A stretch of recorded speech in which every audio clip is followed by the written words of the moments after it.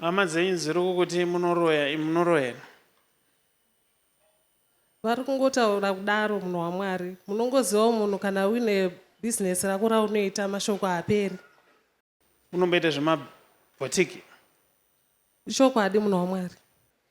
Iwe muroyi chenjera. Iwe muroyi chenjera. Kubata gondwa chenjera. Uroya vamwe chenjera. Ndaoneswa mama business renyu pane nguva yarisina kumbofamba zvakanaka, zvinhu zvakambodzikira. Am I correct?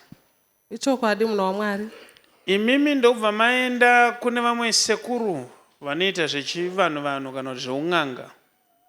Ichokwadi munhu waMwari. Iwe muroyi chenjera.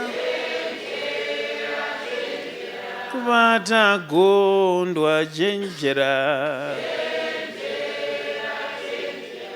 Dambudziko riri kusaka hama dziti iwe une mushonga yauinayo inyaya yekuti kuna baba vako vasiri kunzwa zvakanaka vari kupenga.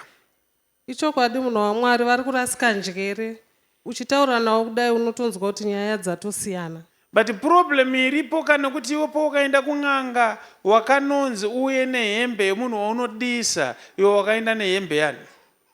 Yababa vangu. Iwe muroyi chenjera.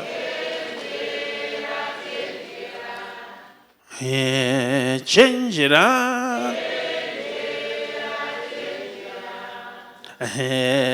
Chenjera. Tingagone hedu kutsvaga vamwe varoyi nepasiripo, but makakanganisira baba. Nekuti baba ivavo ndanzi kuti vazoita munhu kwaye azviite. Chisimudza maoko unamate.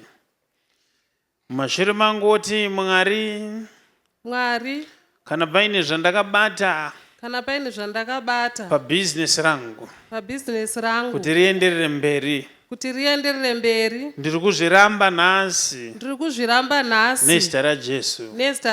Baba vangu vapore, vaite munhu kwaye.